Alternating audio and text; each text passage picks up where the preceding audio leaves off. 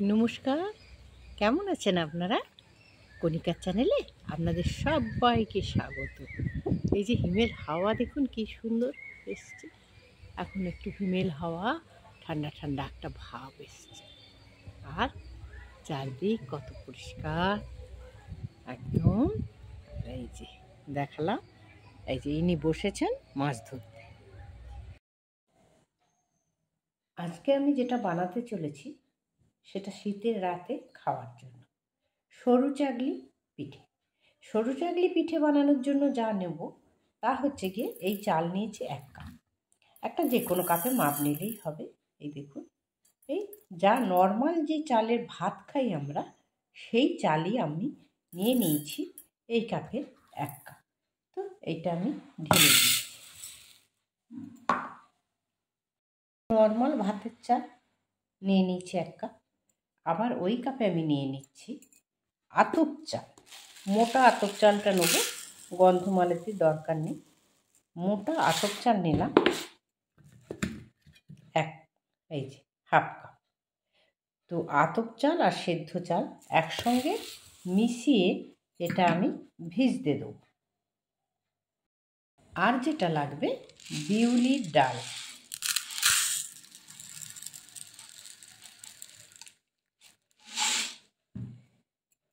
বিউলির ডালটা এই এতখানি ভেজাবো। এই দেখুন, যে বিউলির ডাল দিয়ে বড়ি দিই সেই বিউলির ডাল।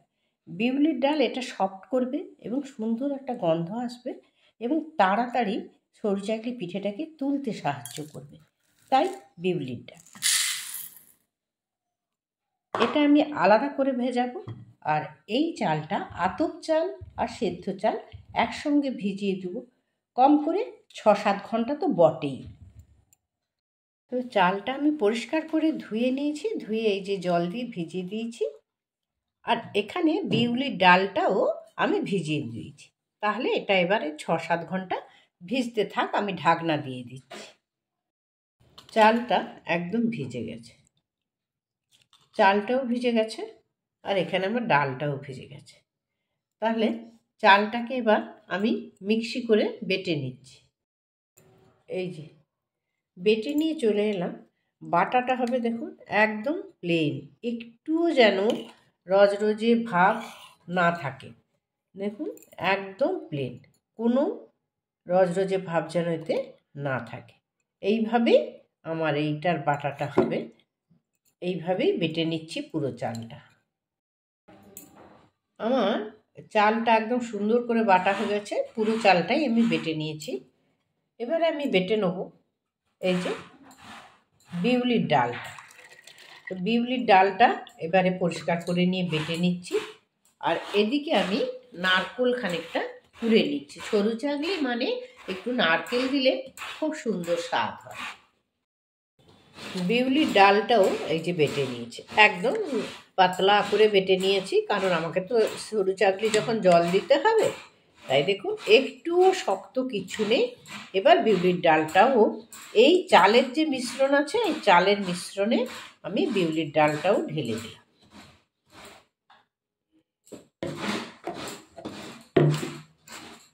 চাল বাটা শেষ আর চাল বাটাও শেষ।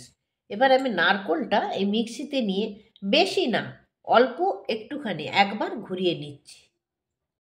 নারকেলটা বেটে নিয়েছি, এবার এতে দিয়ে দিলাম, পুরোটাই দিয়ে দিলাম। তেল দেওয়ার জন্য কলা গাছের এই যে একটা ডাঁটা কেটে নিয়ে এসছি, এখানটা আমি একটু শিল নোড়া দিয়ে থেতো করে দিচ্ছি।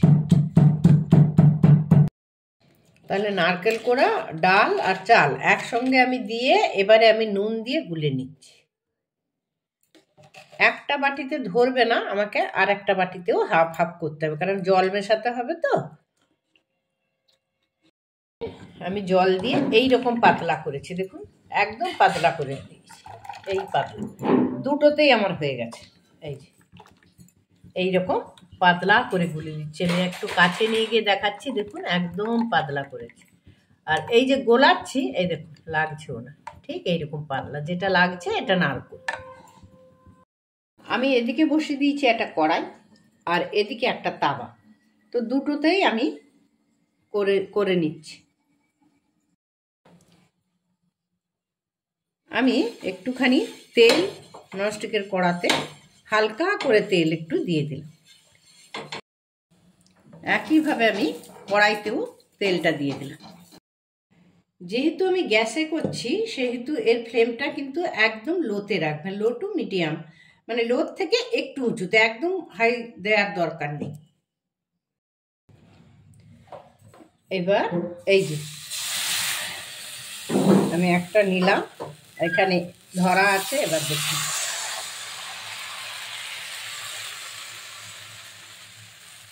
এই বসিয়ে দিলাম,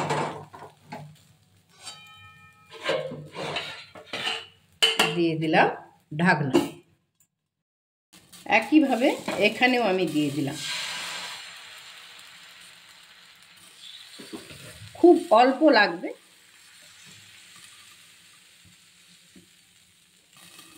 বাস। এবার আমি ঢাকনাটা খুলছি। দেখুন বন্ধু, ধারগুলো কীরকম ছেড়ে এসছে, সব একদম ধারগুলো ছেড়ে এসছে। দেখুন আমি হাত দিয়ে ঘোরাচ্ছি, কীরকম ঘুরে যাচ্ছে। এবারে এটা আমি তুলে নিচ্ছি। এই যে আর একটাও একইভাবে কড়াতে তেল দিয়ে দিলাম, আর এই যে একইভাবে দিলাম, দিয়ে একটা কাপড় দিয়ে এই যে ঘুরিয়ে নিচ্ছি। এই যে বাস, কড়াইটা বসিয়ে দিলাম। এবার দিয়ে দিচ্ছি ঢাকনা।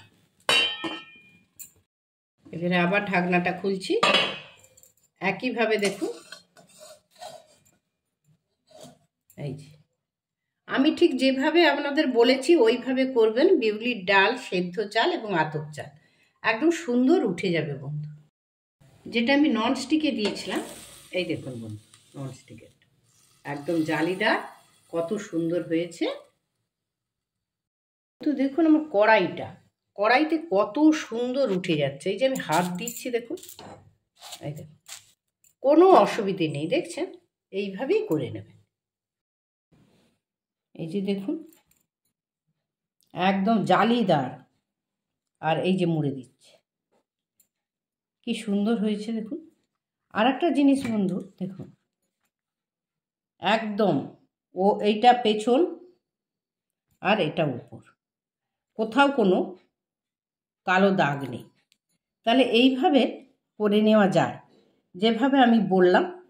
তো সাজিয়ে দিচ্ছি এবার, দেখুন কত সুন্দর জিনিসগুলো। কেন দেখাচ্ছি আপনাদের বারবার, দেখুন কত সফট আর একদম জালিদার। এই যে হাতের মুঠোর ভেতরে, আবার মিলে দিলে মেলা হয়ে যাচ্ছে। তো এখানে আমি সাজিয়ে দিলাম সুন্দর করে।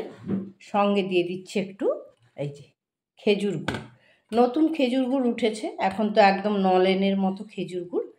তো এই খেজুর গুড় দিয়েই এইটাই সরু চাকলি পিঠে খেতে অপূর্ব স্বাদ হয়। তো আপনাদের সরু চাকলি পিঠে আমি কিভাবে করি সেটা দেখিয়ে দিলাম। সবাই ভালো থাকুন, সবাই সুন্দর থাকুন। সবাইকে নমস্কার জানিয়ে আমি আমার রেসিপি শেষ করছি। নমস্কার। ফিরব আবার কোনো রেসিপি নিয়ে অন্য কোনো দিন।